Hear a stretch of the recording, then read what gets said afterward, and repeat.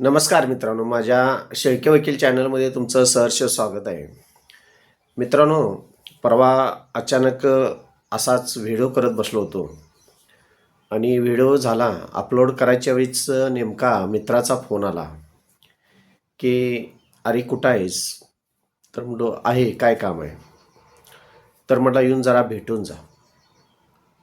कारण आता गेले 3-4 वर्षे माझा काय जास्त संपर्क नव्हता त्या मित्राशी. कारण तो त्याच्या कामात होता, मी माझ्या कामात होतो.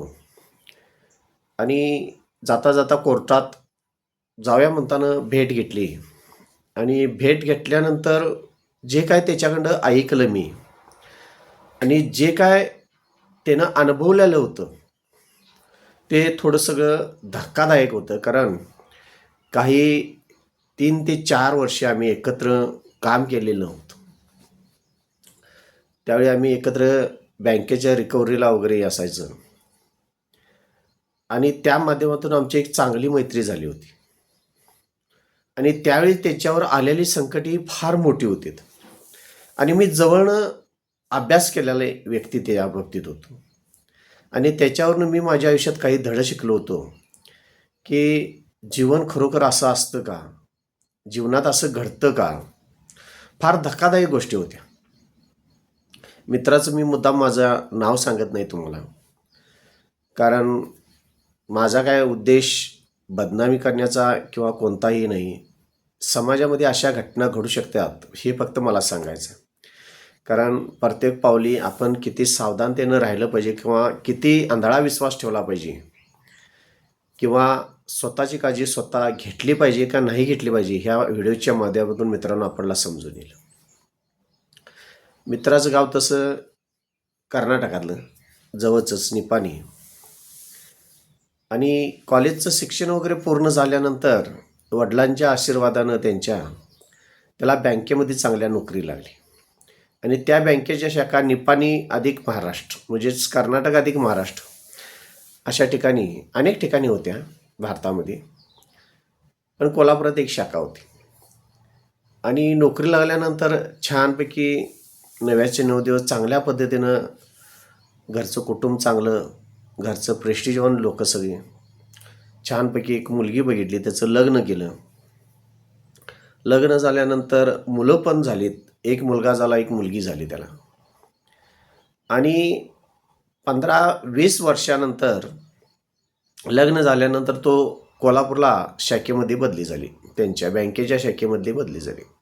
बँकेचं नाव सुद्धा मी मुद्दाम सांगत नाही तुम्हाला. लग्न छानपैकी सगळा संसार सुरळीत होता आणि बँकेत स्टाफ कमी करायचा होता आणि व्हॉलंटरी रिटायरमेंट घेण्यासाठी बँकेनं काही कर्मचाऱ्यांना ऑफर दिली होती की जे काय तुमचा फंड वगैरे जे असेल ते तुम्हाला मिळेल आणि व्हॉलंटरी रिटायरमेंट घ्या. आणि त्यामध्ये मित्रांनं आमच्या नाव दिलं आणि व्हॉलंटरी रिटायरमेंट घेतली आणि त्यामध्ये त्यांना एक 25 लाख रुपये मिळाले होते.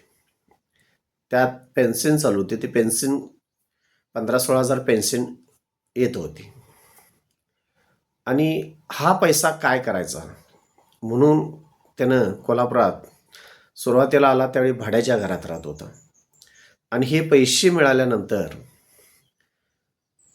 तवर मुलं 20-21 वर्षाची झालेली होती.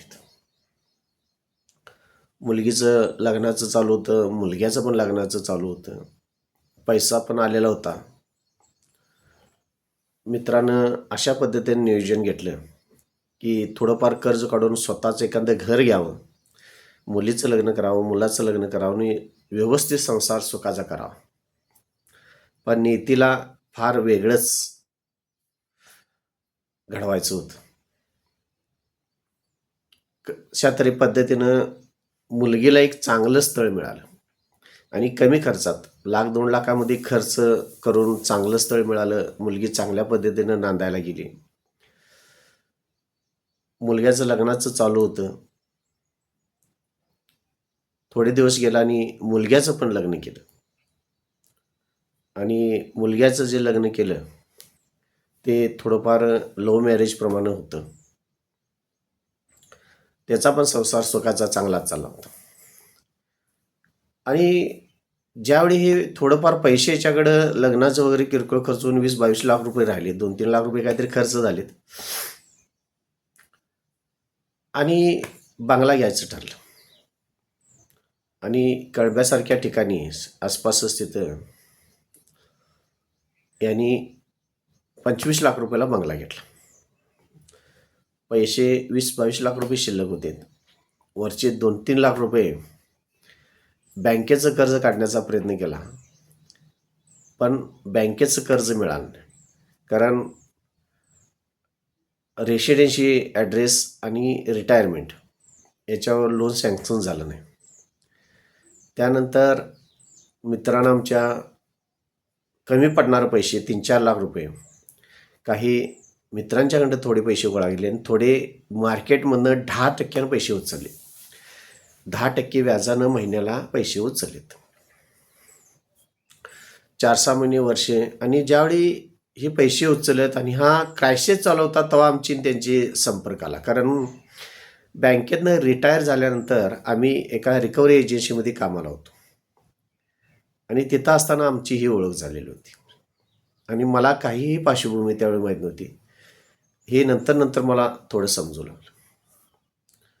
आणि ज्यावेळी मित्रसुद्धा पैसे मागायला आलेत परत घेतलेले उसने, त्यावेळी परत या मित्रानं दुसऱ्याकडून परत व्याजानं पैसे काढलेत आणि त्या मित्रांचे देऊन टाकलेत.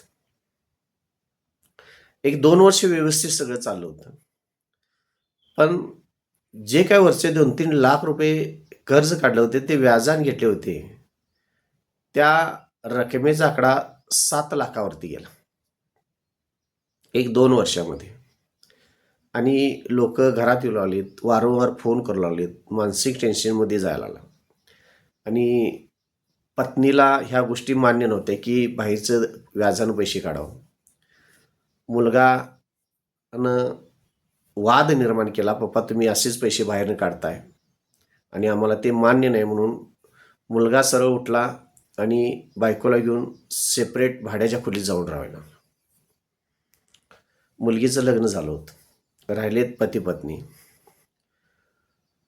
आणि ज्यावेळी कर्जाचा आकडा 15 लाखावर गेला अनेक 2-3 वर्षानंतर, ज्यावेळी 15 लाखावर ही रक्कम ताळमेळ जमेना, त्यावेळी थोडासा विचार त्याने केला आणि निर्णय घेऊन तो बंगला म्हणजे तो प्लॉट आहे तो विकायचा ठरवला. आणि सदरचा प्लॉट विक्री केले. विक्री केल्यानंतर पहिला प्रश्न त्याच्या पत्नीनं असा सांगितला की मला यातले निम्मे पैसे पाहिजेत, उरतात त्यातले. कर्ज वगैरे निलवून त्यावेळी तो बंगला काहीतरी 4 का 5 लाख रुपये शिल्लक राहिले होते. त्यामधले पत्नीनं 1.5-2 लाख रुपये घेतलेत. सरळ पत्नीनं ह्या मित्राला माझ्या पूर्णपणे एकट्याला बाजूला टाकून ती स्वतः मुलग्याकडे राहायला गेली. नवऱ्याला स्वतःच्या टाकून मुलग्याकडे राहायला गेली. ह्या मित्रानं त्यानंतर 5 ते 7 वर्ष आहे त्या लोकांचं थोडंफार पैसे दिलेत आणि हे लोकांचं पैसे देण्यात आत्तापतर आयुष्य निम्म त्यात गेलं. त्यात ह्या दरम्यानच्या काळामध्ये मुलानं कधीही चौकशी केली नाही तर वडील पप्पा तुम्ही कसा आहात. मुलगीनं कधीही चौकशी केली नाही पप्पा तुम्ही कसा आहात. पत्नीनं कधीही चौकशी केली की तुमची तब्येत कशी आहे. आणि एक दिवस हा एकटाच खोली घेऊन सेपरेट राहत होता. एक दिवस फोन आला मला की मला पॅरालिसिसचा झटका आला आणि कुठं असशील तिथे ये, मला ॲडमिट करायचं आहे. जाऊन परिस्थिती बघितली. आम्ही बाहेर होतो, मी जाईस तर तेथील जे घर मालक होते त्यांनी ॲडमिट केलं होतं. पण अशा ठिकाणी ॲडमिट केलं होतं सरकारी दवाखाना आपला कोल्हापूरचा CPR, तिथं ॲडमिट केलं होतं. घरमालकाने तेवढं काम केलं. पण त्यानंतर कुणीही नातेवाईक नाहीत आणि बेवारस म्हणून पॅरालिसचा झटका असल्यामुळं बोलता येत नव्हतं. फक्त खुणा वगैरे करत होता आणि बोललं तर तुटक असं म्हणजे स्पष्ट उच्चार होत नव्हते. तोंड वगैरे वाकडं झालेलं होतं. एक पावल आणि एक हात वगैरे पूर्णपणे निकामी झालेला होता आणि बोलत्याला स्पष्ट असं काय ऐकवत नव्हतं आणि बेवारस म्हणून CPRला ॲडमिट केलेलं होतं. आणि दुःखदायक आणि वाईट प्रसंग असा की मुलग्याला कळवलं आम्ही, पत्नीला कळवलं, मुलगीला कळवलं, कोणीही हॉस्पिटलमध्ये बघायला आले नाहीत. 4 दिवस गेल्यानंतर मुलगा आला. आम्ही पोलीस स्टेशनला कंप्लेंट केली की असं मुलगा, पत्नी आणि मुलगी आहे म्हणून. पोलीस स्टेशनला कंप्लेंट केल्यानंतर मुलगा हा हॉस्पिटलमध्ये आला आणि तिथनं चार्ज शिफ्ट करून दुसऱ्या दवाखान्यामध्ये ॲडमिट केलेत. त्यानंतर थोडे दिवस तब्येत चांगल्या पद्धतीनं राहिली. व्यवस्थित 3-4 महिने गेल्यानंतर थोडीशी तब्येत रिकवर झाली व्यवस्थित आणि त्यानंतर कोणीही त्या मित्राकडं पत्नी नाही, मुलगा नाही, मुलगी नाही, कुणीही नातेवाईक नाहीत, एकटा राहत होता. स्वतःचं स्वतःला करता येत नव्हतं. शेवटी सावली केअर सेंटरमध्ये आधार घेण्याची पाळी आली.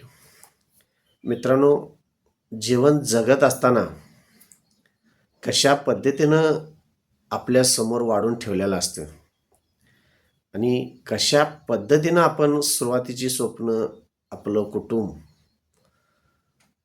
कशा पद्धतीनं सांभाळत असतो, या घटनेतून एकच कळतं की नेमकं आयुष्यामध्ये जगायचं कसं. फार मोठा प्रश्न विचाराला की पडतो.